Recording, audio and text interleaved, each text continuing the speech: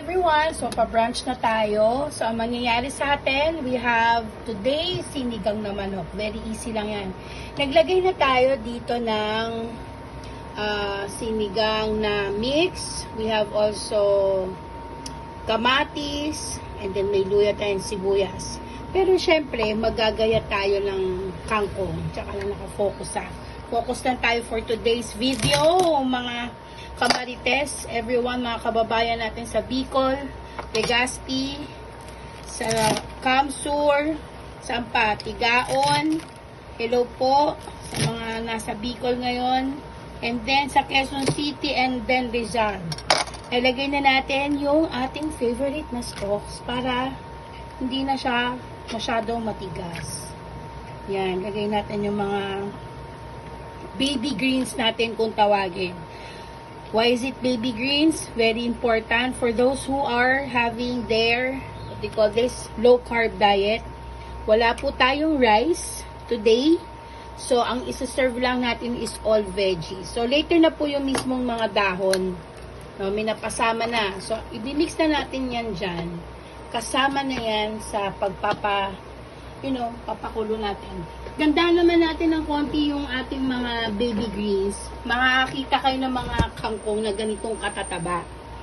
So, ibig sabihin, ganyan ka-healthy yung lupa sa Pilipinas. Pinagmamalaki natin yan. Ang lupang ating sinilangan. Ito, kangkong.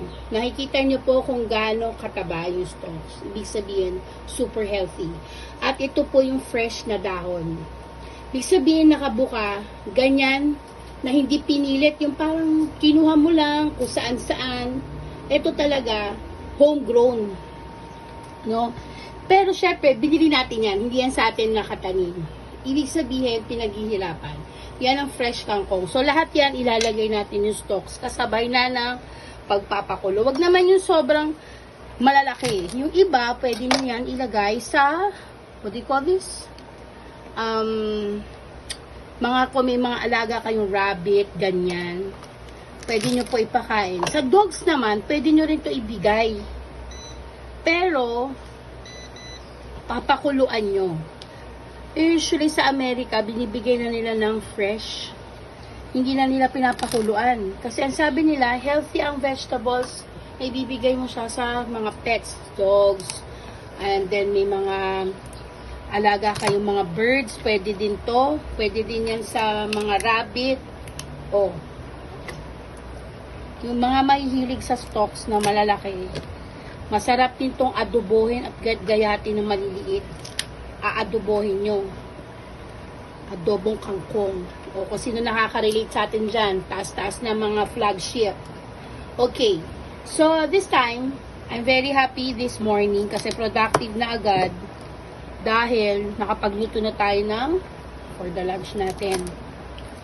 Mamaya, magbablog ako. Abangan ninyo ang ating Only Pizza later. Papakita natin si Pags. Baka naman for the sponsorship si Pags Pizza o in the heart of Montalban, Rizal. Pumunta po kayo sa page na yan. And of course, we have to add our chili flakes. Wait lang.